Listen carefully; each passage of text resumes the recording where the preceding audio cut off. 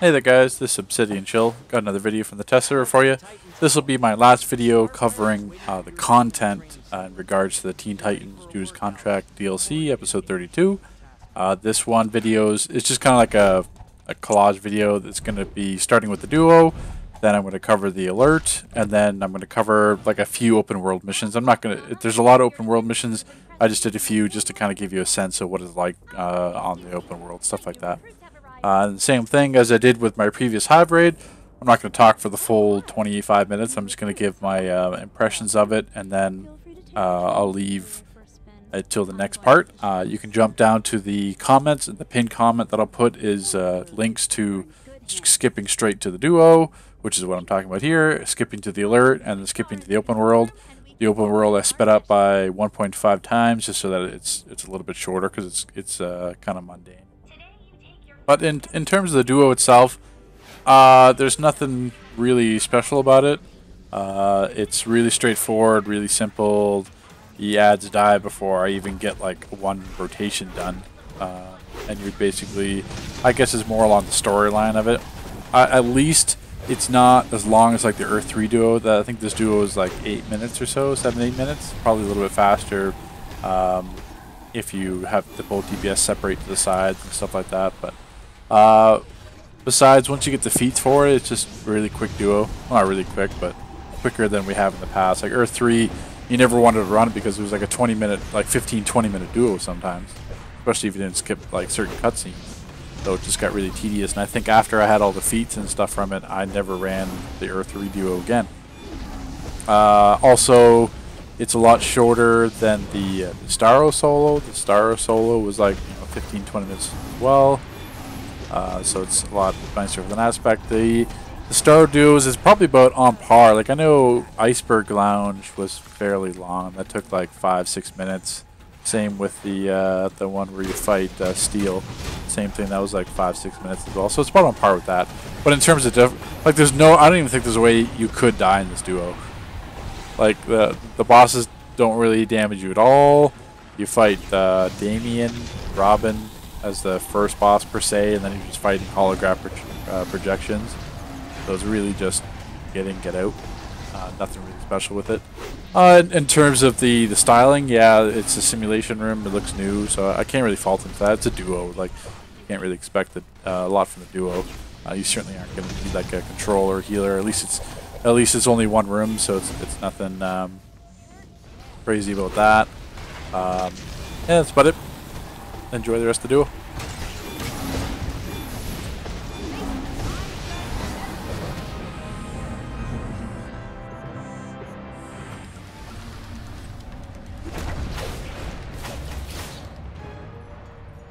Excellent work, team.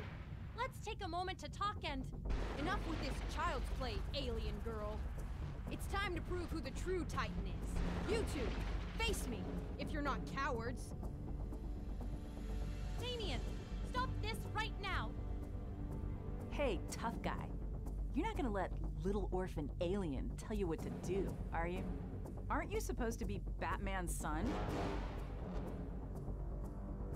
I am the heir of the demon and the Dark Knight, and you will show me respect even if I have to beat it from you. Robin's out of control. Beast Boy, shut down the simulation. I'm locked out! That little psycho turned our simulator into a cage match!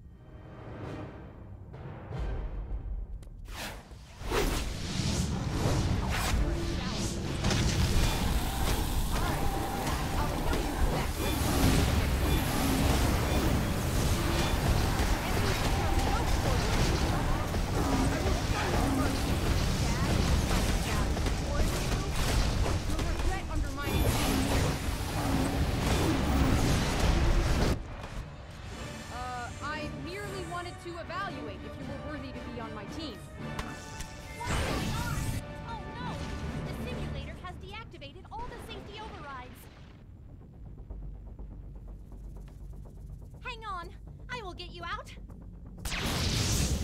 No! The doors are locked tight! I cannot open them! Don't worry, Corey. I'll go for help.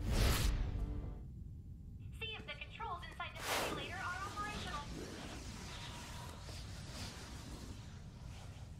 Human safety protocols disengaged. Recruits, I can't know your lives depend on it. Think you're hot stuff.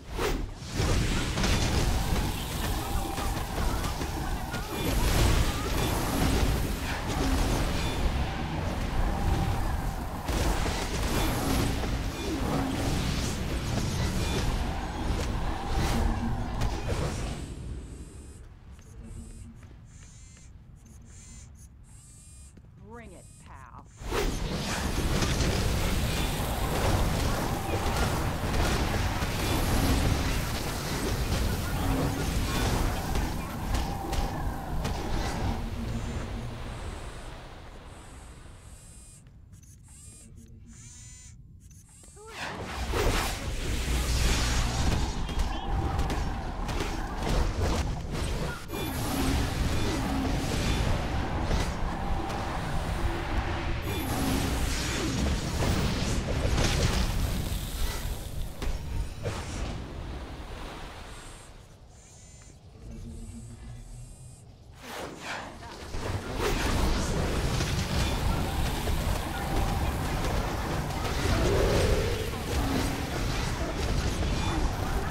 Loading component.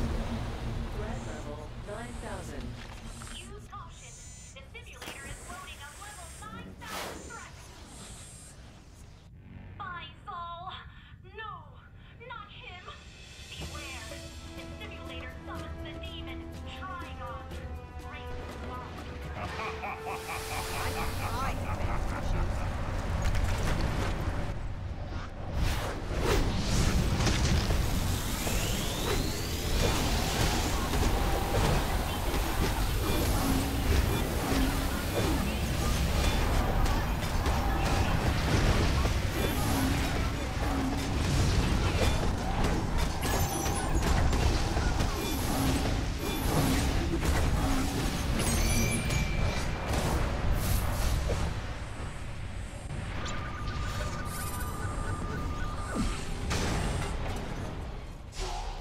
Titans, we have a problem. Something is wrong with the tower. All of our security and defense protocols are going haywire. I need eyes on the ground out there, ASAP. You heard the man. Titans together!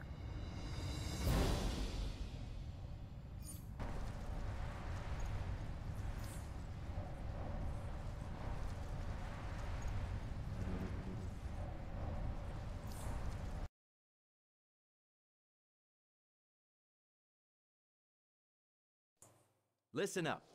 Okay, so now we're on to the alert. This is the Titans targeted alert, part of the, obviously, the episode 32, Teen Titans Choose Contract.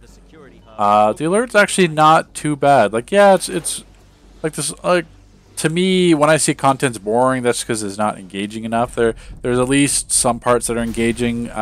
There's kind of like a puzzle, I guess you could say puzzle, laser grid, kind of like, think of it like the Fatal Exams alert, where you got to do something to get past. You can't just like rush through it. That's at least engaging. I wouldn't say it's fun or anything, but it's still engaging. It might be funny to see pugs die and stuff on the first time. It's a little bit annoying from the aspect. Sorry, we'll talk about the mammoth fight. The mammoth fight's nothing. He'll charge you, knock you back. Mammoth is more annoying that he's just going to constantly interrupt you. I think I got interrupted like 6 or 7 times. Or actually a lot more than 6 or 7 times. Probably I got interrupted probably once every rotation. But yeah, in terms of like, do you need a tank for this alert? Do you need a healer for this alert? You don't necessarily. You definitely don't need a tank. The tank may be, make it a bit easier, but you definitely don't need. You definitely don't need a controller healer either. It's the same thing. The power regen without a troll is going to be fine. Most likely it's going to be the 3 DPS 1 healer setup. You don't need a healer up until like the final boss.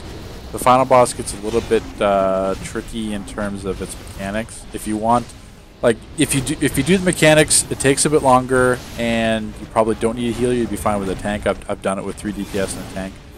If you want to skip the mechanics and just go for a straight burn to finish it a bit faster, you will need a healer because you're going to be taking damage in that fight, and it's going to be really hard to get reses if you go down.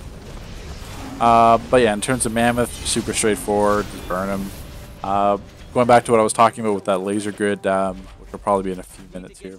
You fight Deathstroke. The thing is, when you fight Deathstroke, don't drop like supercharges or waste like I guess you put an orbital in the beginning, but you only have to kill him like to like 2% damage. He disappears. So don't get tricked that it's like a single target fight and change armories and stuff. You're fine. You're only going to DPS him for like 30 seconds. But yeah, the laser grid's kind of engaging. It's a fun little thing. I guess it's not a fun mechanic. It's just a fun distraction. And then once you get to the final boss, there's a few different options. There's basically he's got poison gas. He's got healing. He's got attacking drones. He's got self-healing. So you have to go into this laser room to turn the cog. But the only thing is you have to stand by that entrance because the door for the cog is only open for like a second or two. So you don't have time to run in there. You have to be standing near it and kind of roll into it, then turn the cog, come back out, and then fight Cyborg again. If your DPS are good enough, you can just burn him through his self heals like we did in this clip. If it's not, then since there's 3 cogs, he's got 3 mechanics that you have to disable. You don't necessarily need the other 2 mechanics if you've got like a healer. You can just keep have someone disable his self healing so it goes a bit quicker. But other than that, you really don't need it. Like you don't need the other 2 rooms. The other 2 rooms, well, you probably for feats, etc. But after you get the feat, I think one just turns off the drones. The other one, the poison gas. I can't remember exactly, but at the same time, you can either choose to observe the mechanics or you can choose just to DPS through them, which is what we did. Like it's just me and Lego DPSing, and we burned through his damage without worrying about the mechanics, just the 2 of us. So if you had the 3 DPS, it wouldn't be a concern. But this is the laser grid if you're seeing it linked around here. Like you said, it's not that hard. It might be hard for some people that have never done it and don't understand you have to go to the side rooms, but now that you've seen what the side rooms do, now you know. Other than that, the only other thing is there's probably going to be a bunch. I know there's a bunch of feats in here. I think there's like 3 or 4. One's going to be tied to those bombs, probably letting them all explode, and then then letting none explode. So you'll need 2 people at least help with that. And then I know there's a couple of feats at this final boss for letting his mechanics run the duration, stuff like that. But overall, it's yes, it's a boring alert, but at least it's something new and engaging. It's not as tedious as say like Rise of the Bat, stuff like that. So it's those alerts where you're just like, oh my god, I have to run it. It's about on par with like SJ and Saving Justice and War Crimes. I'd say it's you have to run them, but at least it's not so boring you want to rip your hair out. There's some parts that are fun and engaging for it. But really, that's about it, guys, for the alert. I took this contract from my son, Grant, who you and your friends murdered and dishonored. Sure you did. You're father of the freaking year.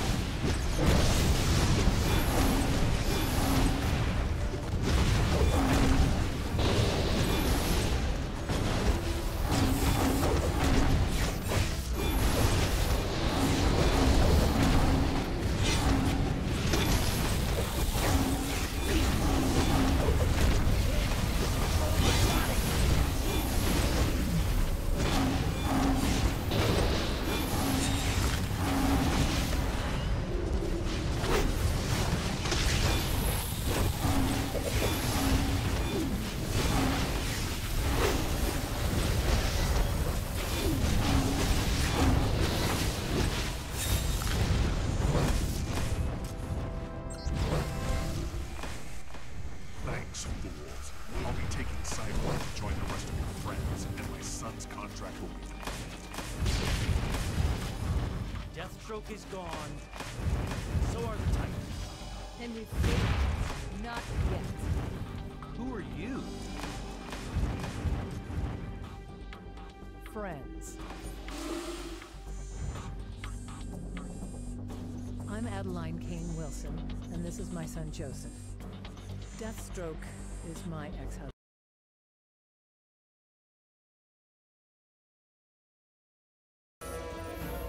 Okay, so in terms of the open world, there's really not much to say about this. Cyborg's got 5 minutes. Well, I guess the number one thing I should say is that there's no more weekly for destroying 500, 600 enemies. That's gone. There's 2 weekly bounties. One for the giant robot, which is like the siege robot from Gotham? Metro? I think it was Metro was the siege one. And then Gotham was the war robot. Or come on. Pretty sure this is the siege robot. Basically, fight him. You probably need 4+ group members for that, including heal and tank. He's got some AoE damage that can hurt. Then the other weekly bounty is killing Gizmo, Mammoth, or Jinx. Gizmo is super easy. That's what we've been farming on the test server to get all our gear. Gizmo, you can kill him with 2 people. I've killed him with myself and a tank. I've killed him with 3 people. Like Gizmo is just straight easy, and he's worth 8 marks and a loot box. Personally, well, I guess it's the same thing. Think of the Star of the Radio Starfish mission. That was an 8-week bounty, and that took like 30 seconds to complete. It's about on that difficulty. You could probably solo him as like an atomic tank or some other tank that did a bunch of damage, but honestly, if you have 2 or 3 people, it's not a big deal at all to kill Gizmo. And if you have like 8 people or whatever, you're going to kill him in like less than a minute. He's not any concern at all. The mission that I'm doing right now, get to the mech suit, that is 100% going to need to be adjusted. This mission is like the hardest mission in the entire game. It's ridiculous. So you're in this mech suit, you don't regen power, and you don't have access to a soda. I'm sure that's a bug. Your number 1 power hits for like 2k. Your number 2 power, the taser pull, that hits for like 30k. And then your power number 3 ticks for like 12 to like 18k. So it's just like, oh, okay, the number 1 power does like 0 damage, and 2 and 3 do like, infinitely more damage than number 1. And then you can only self-heal like 4 times, and you get no regen, so basically you have to like pop out of your robot, take a soda, and then pop back into it. And you gotta do this 10 times. So this mission definitely needs to be adjusted. It's the same concept as the... What the closest comparison to the open world missions are the Striker Islands missions from that DLC. There's ads everywhere, so if you try to run, you're going to get like, in combat from them. You're in the robot suits, you're rescuing stuff. It's very, very similar to that. But the Teen Titans Island itself is nice. There's no open world missions that are giving any problems. It's just like, I do 5 for Raven, 5 for Cyborg, and that's it. Which really shouldn't have any issues at all. Thankfully, there's not like a huge weekly, because that was getting really tedious. Like to kill 400 ads and then 333, 310, whatever. And then if you got the Riddle of the Crime DLC, you got to chase the 42 enemies, or was it 42? Yeah, 42 of them. Like the weeklies are much more realistic in this DLC, so I'd like it from that point that it's not going to be as mundane and boring. But other than that, the rewards, you see those flawed as exabytes, those ones are actually quite decent rewards, considering that's what you're going to use to level your augments. I think it's only worth like 2k XP, but if you use it on, if you remember the tooltip, it said cybernetic exabyte. So I'm cybernetic because I think I'm Batman mentor here. I can't remember. They tie the augments to mentors. I can't remember what mentor I am on the test server, but basically, if you use that exabyte matching, it'll get 100% bonus, so that 2k actually turns into 4k, 6k turns into 12k. That's why you level up your augments a little bit faster, especially with those special exabytes. But that's about it, guys. Watch the rest of the open world. Final conclusion with this DLC, I like it.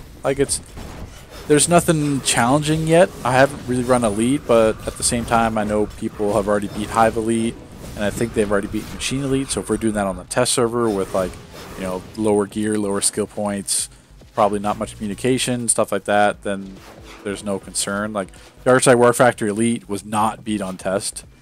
We beat Paradox Wave on test, but we didn't beat Epic Odyssey on test. So if raids are being beaten on test, I don't necessarily agree with that, especially because like half the group's going to be like 235, 236 CR.